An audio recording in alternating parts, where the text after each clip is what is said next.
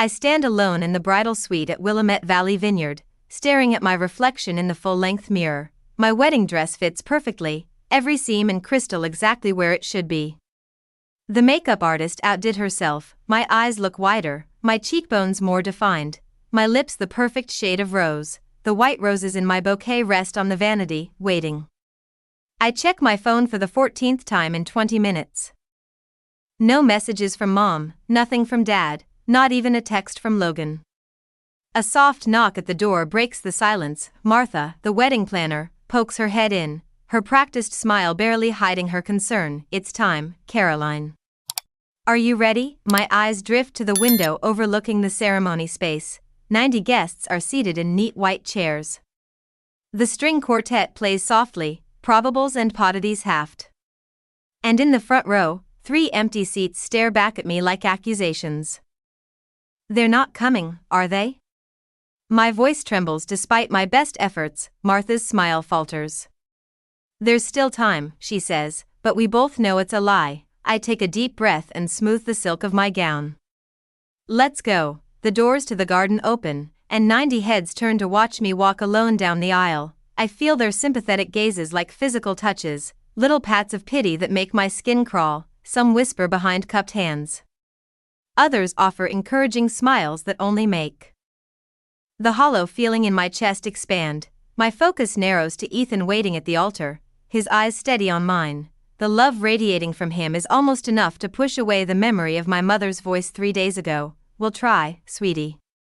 Logan's firm has an event that weekend. Mom's dismissive tone had cut through the phone like she was declining a casual lunch invitation. Not her only daughter's wedding. I can pay for the flights, I'd offered, desperation clawing at my throat. The hotel. Anything. Please, Mom. In the background, Dad's voice had drifted through. Tell her we're busy. Now, placing one foot in front of the other, I force myself to breathe in. Out. One step. Another step. I will not cry. I will not give them the satisfaction, even in their absence. When I reach Ethan, he takes my hands in his. His fingers are warm, solid, real. I'm here, he whispers, too low for anyone else to hear. We're enough. For a moment, I'm 8 years old again. Standing in our living room while Mom and Dad fuss over Logan's debate trophy, they position it carefully on the mantel, step back to admire it from different angles, take photos to send to relatives. My art contest certificate sits forgotten in a kitchen drawer. I'd shown it to them earlier that day, pride bubbling up as I explained how the teacher said I had exceptional talent. Mom had glanced at it and said, "That's nice, honey," before turning back to the dinner she was preparing. Later, Dad had ruffled my hair absently. Logan needs more support. He's going places, he'd explained when I asked why they went to all his events but missed my art showcase. You understand? Don't you, Caroline? And Mom, never missing an opportunity. Why can't you be more like your brother? He focuses on what matters. I'd tried harder after that. Academic awards, college scholarships, business success, each achievement a desperate attempt to turn their heads in my direction, each one noted with distracted acknowledgement, if acknowledged at all. The ceremony continues around me. I say my vows, my voice growing stronger with each promise. I choose a future based on seeing each other clearly. I tell Ethan, the words carrying more weight than anyone, but he understands. When the officiant pronounces us husband and wife, Ethan's mother envelopes me in a warm embrace. You're one of us now, dear, she whispers, and something tight in my chest loosens just a fraction. The photographer captures us on the dance floor, Ethan twirling me under the string lights. His cousins join us, forming a circle of laughter and music. For moments at a time, I forget about the family-shaped hole in my celebration. I forget about the phone I've checked too many times. I forget about the explanations I've given to curious guests. At the reception, Sarah, my college roommate, raises her glass, "To finding the family who deserves you," she says. Her eyes holding mine with fierce loyalty. A murmur of agreement ripples through the crowd. The truth of her words hits me like a physical blow. All these years, I've been invisible to the people who should have seen me most clearly. I've been chasing approval from those who never intended to give it. When the celebration quiets for a moment, I slip away to check my phone one last time. No missed calls, no messages, not even a token congratulations. Ethan finds me there, staring at the blank screen. They missed something beautiful today, he says, wrapping an arm around my waist. I look up at him, at the man who has never once made me feel like I needed to earn his attention. I think of his family, who welcomed me without reservation. I think of friends who traveled across the country to stand beside me. I set the phone down. Their choice, I say, feeling lighter than I have in years. Not my burden, and for the first time, I almost believe it. 2 years later, I lean back in my ergonomic chair, staring at the computer screen. Acquisition of Crescent Motion Studio finalized at $21 million. 2 years of negotiation, 5 years of building from scratch, and now validation in the form of 8 figures. My office door bursts open as my team floods in with bottles of champagne and plastic flutes. To Caroline. Jen, my creative director, raises her glass. The woman who built something from nothing while certain people weren't looking. I smile, clinking glasses with 12 people who actually showed up for me. Unlike my family, we're celebrating when my phone buzzes. A notification from Instagram, Logan posting about his twins' private school fundraiser. I shouldn't look. I do anyway. There they are, mom and dad flanking Logan and his wife, Hannah. Their identical daughters in matching plaid uniforms. The caption reads, "Family tradition continues." 3rd generation at Westridge Academy. Dad's arm is draped around Logan's shoulder. Mom beaming at her granddaughters. I swipe through more photos. Logan's family vacation to Hawaii last month. The holiday gathering I wasn't invited to. Dad's retirement party. In each one, they look like the perfect American family, minus one daughter. What's more telling than the photos is what they represent. The vacation rental in Maui costs at least $5,000 per week. Westridge Academy runs $30,000 per year, per child. Logan's house in the background of several shots sits in a neighborhood where nothing sells for under $2 million. All funded by my parents' retirement savings and family investments, according to the gossip from distant cousins who occasionally remember I exist. Caroline? Jen touches my arm. We lost you for a minute. I lock my phone screen. Just checking messages. Where were we? The celebration continues around me, but I'm mentally calculating. Logan's law firm is moderately successful, but nowhere near the level that would support his lifestyle. My parents have been quietly propping him up for years, depleting their retirement to maintain his image. Meanwhile, my $21 million acquisition doesn't warrant so much as a text message. After the team leaves, I scroll through my parents' social media, hundreds of posts about Logan's accomplishments. The twins' milestones, family gatherings. My existence is limited to a single birthday wish last year, a generic happy birthday. Caroline, without even a photo. I close my laptop and make a decision. The next morning, I call my financial advisor. The Porsche Taycan, metallic gray. I want to complete the purchase today. 3 hours later, I'm signing paperwork for a $135,000 car. It's extravagant, unnecessary, and exactly what I want, not because I need my family's approval, but because I never needed their money. Back home, I take a single photo of the car in my driveway, the afternoon sun gleaming off its metallic finish. I post it to Instagram with a simple caption. Dreams realized, for 3 days, nothing. Then, on Wednesday afternoon, my phone lights up with a name I haven't seen in 5 years, Mom calling. My stomach tightens as I answer. Hello, Caroline. Mom's voice carries that particular blend of authority and urgency she reserves for family crises. We need to talk. Family meeting tomorrow? Family meeting? I repeat, hearing the disbelief in my voice. After 5 years of silence, you're calling about a family meeting? This is important. She pauses, and I hear Dad's voice in the background. Tell her it's important, he says, as though I can't hear him. What's important? I ask. My wedding wasn't important. My business wasn't important. What exactly matters now? Mom's voice tightens. It's complicated. Financial issues. We need to discuss it as a family, of course.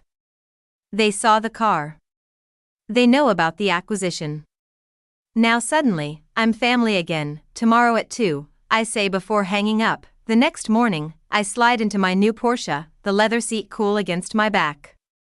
The drive to my childhood home takes 40 minutes, time enough to remember birthdays celebrated without me, achievements unacknowledged, holidays spent alone while they gathered without me. I park in the circular driveway, my metallic gray Porsche looking starkly modern against their traditional colonial. For a moment, I sit there, hands gripping the steering wheel. The last time I stood on that porch was 6 years ago, when I'd announced my engagement to Ethan. Mom had nodded politely while Dad checked his watch repeatedly, clearly waiting for me to leave. They've never needed me before. Why now? My phone buzzes with a text from Ethan. Remember who you are. Call me if you need extraction. I smile despite myself. Another notification appears, an email from Naomi Blake, the investor who believed in Crescent Motion when no one else would. Your worth isn't measured by those who couldn't see it. A final alert, my assistant confirming tomorrow's meetings. Don't let them take too much time.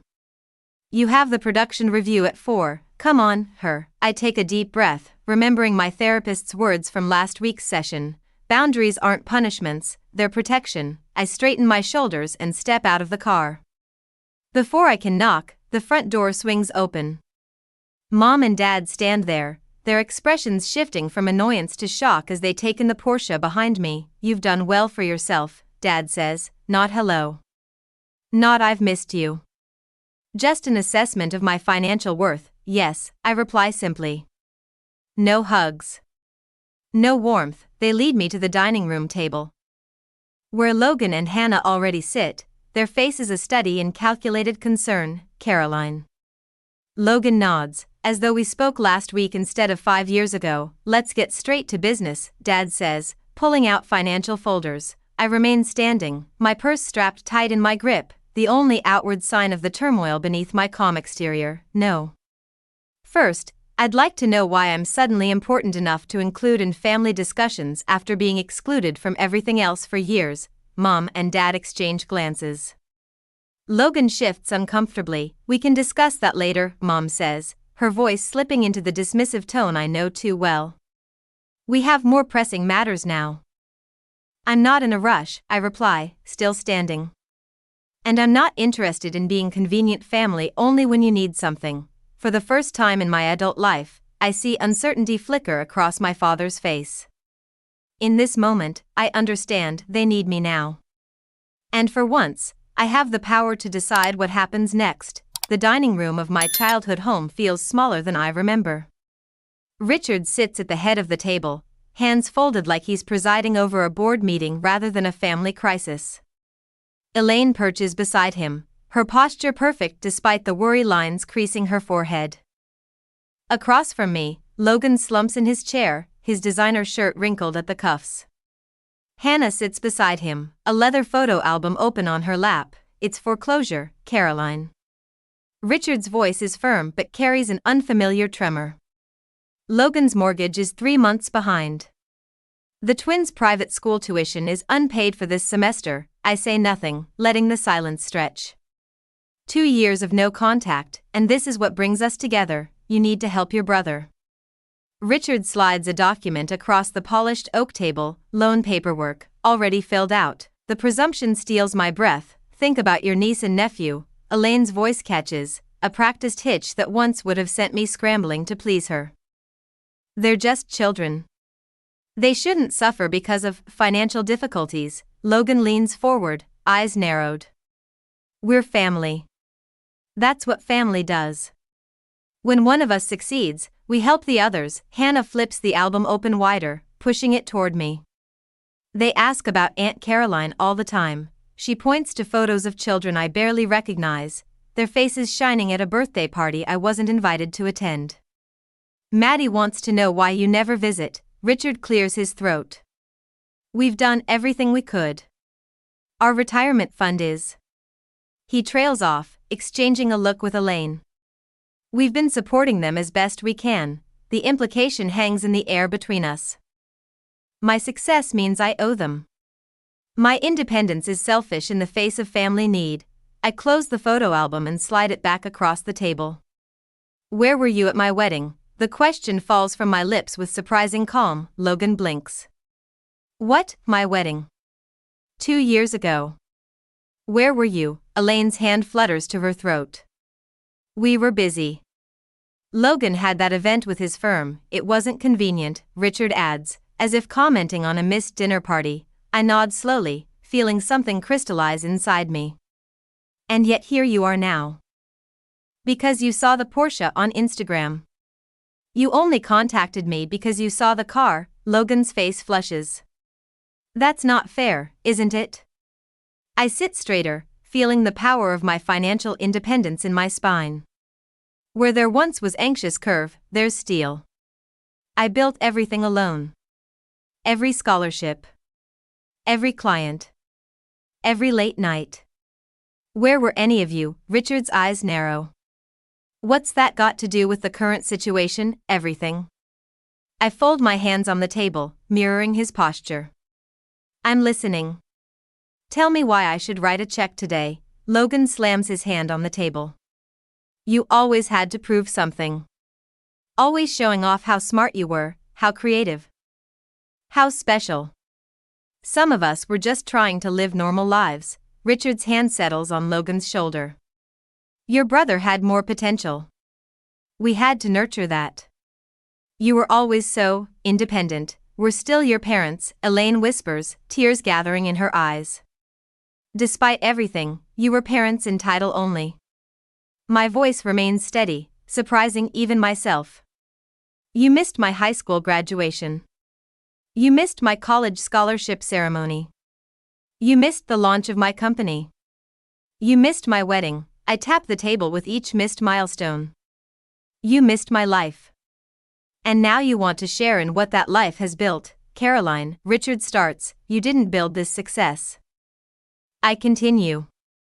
You don't get to share it. My phone vibrates in my pocket. I glance down to see Ethan's message. You okay? Meeting running long. Inner Asso. The sight of his name brings back Naomi Blake's words when she invested in my startup. You don't need approval from anyone who can't see your light. I think of my team at Crescent Motion, their faces shining as we toasted the acquisition. People who chose to see me. To support me. To believe in what I could build. In my briefcase rests the contract for the foundation funding, signed by the board last Tuesday. People who trust me with purpose, not just money. Richard slides the loan paperwork closer to me. We're only asking for what's reasonable. Family helps family. The interest rate is quite fair, Elaine adds, as if offering a favor. Logan's smirk returns, confident now. Blood is thicker than water, Caro. I stand slowly, deliberately. The motion draws their eyes, their bodies leaning forward expectantly. I reach for my briefcase and set it on the table with a soft thud. I've made a different decision, I say. Logan's eyes fix on my hands as I unlatch the briefcase. Richard shifts forward in his chair. Elaine's fingers twist the napkin in her lap. Instead of a checkbook, I withdraw a single document and place it on the table. This is the announcement for the Rivera Media Scholarship Foundation. $16 million to create opportunities for young women in digital media arts. I smooth the paper with my fingertips. The press release goes out tomorrow morning. 16 million?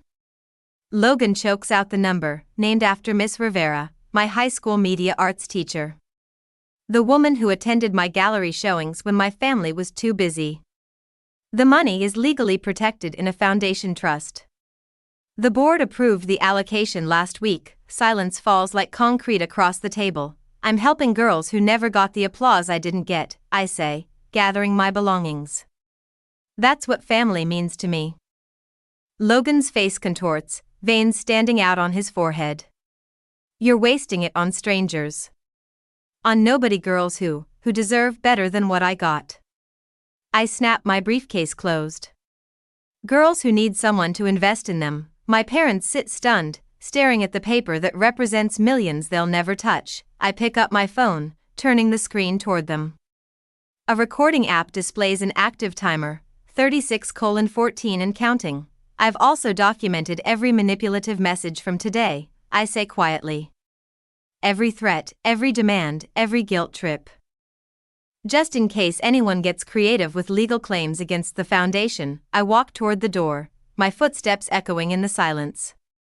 Behind me, I hear Logan's chair scrape back violently. "You can't just leave." His voice cracks. "We need that money." I pause at the threshold, not turning back. "No, Logan. What you needed was to show up. At my graduation. At my company launch. At my wedding." I place my hand on the doorknob.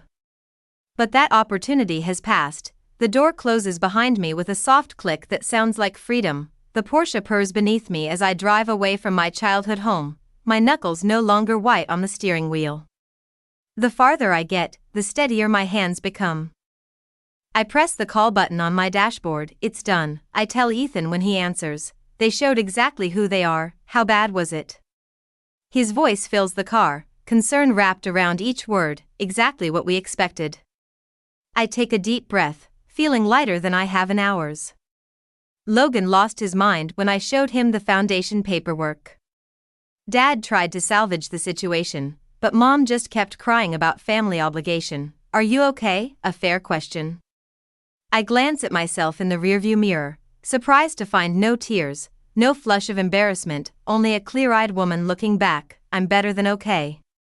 For the first time, I saw them clearly, without hoping for something different. "I'm proud of you," Ethan says. "Remember, Foundation Board meeting at 9 tomorrow morning.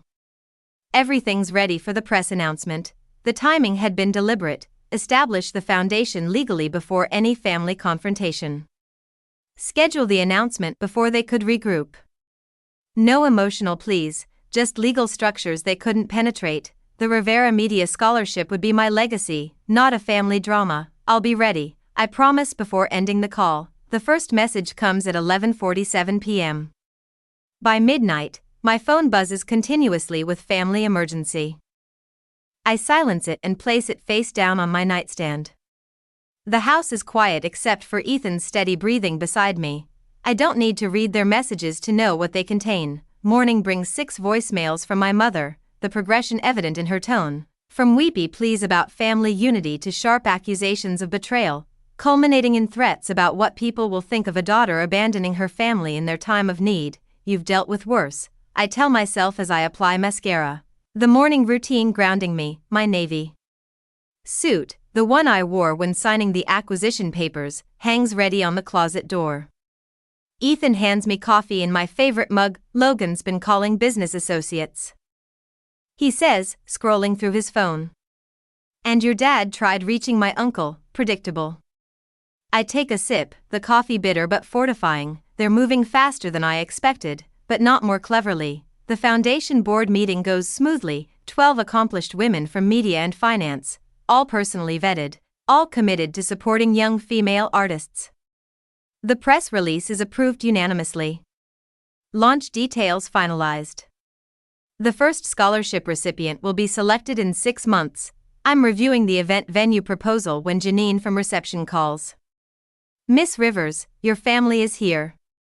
They're causing quite a scene. Through the glass walls of my office, I can see security already moving toward the lobby. I straighten papers that don't need straightening, have security escort them out, please, calmly and professionally. I watch through the windows as my mother's voice rises over the general office hum. My daughter is abandoning her family, her hands gesture wildly, her pearl earrings swinging with the motion. Logan stands beside her, arms crossed, face flushed with the particular shade of red it used to turn when he was denied something as a child. My team watches me for cues. I stand, smooth my skirt, and walk to my office door. "It's being handled," I tell them with a calm I've practiced for this moment. "Let's continue with our work." Security escorts my family toward the elevators. Logan's voice carries back. "This isn't over. We have family obligations you can't just ignore." That evening, I draft a single email to all 3 of them. "I have documented your harassment at my workplace. Any further attempts to contact me at my office will result in a formal complaint. All communication regarding family matters must go through my attorney, Caroline." Direct and clear, Patricia says 2 days later in her sunlit office. "How did it feel sending that?" Necessary, I reply. Not satisfying. Setting a boundary. She offers. I nod. They're showing who they've always been, just intensified under pressure. I realize I wanted their love, they wanted my resources. It wasn't my job to earn their love. It was theirs to give. Now I know I'm not responsible for fixing them. There's freedom in that. The next day, Logan contacts the Portland Chronicle about a family dispute. The story backfires, exposing my parents' absence during milestones and sudden interest once money appeared. Public sympathy shifts toward me. My foundation gains support, applications flood in. When the Business Journal requests an interview, I agree, with limits. My success was built without family support. I tell the reporter. The article headlines, Self-Made Success Creates Legacy of Support. As my family's finances crumble, the foundation thrives. I focus on purpose, not revenge. My circle, Ethan, Naomi, my friends, and Patricia, becomes my chosen family. 2 weeks later, I receive the Business Leadership Award. Standing at the podium, I finally feel seen. The tables have turned. Their downfall isn't my doing, it's consequence. Months later, my parents reach out again. Letters, voicemails, manipulations, all without apology. They're desperate, Ethan says. I agree. They want control, not connection. When I meet them at a cafe, Dad admits, we should have been there. I stay calm.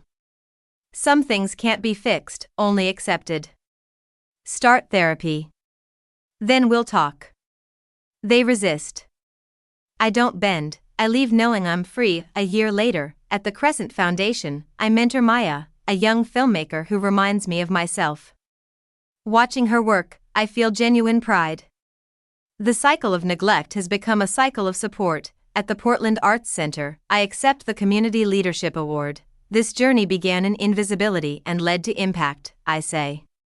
I once sought love from people who couldn't give it. Now I measure worth by what we build together.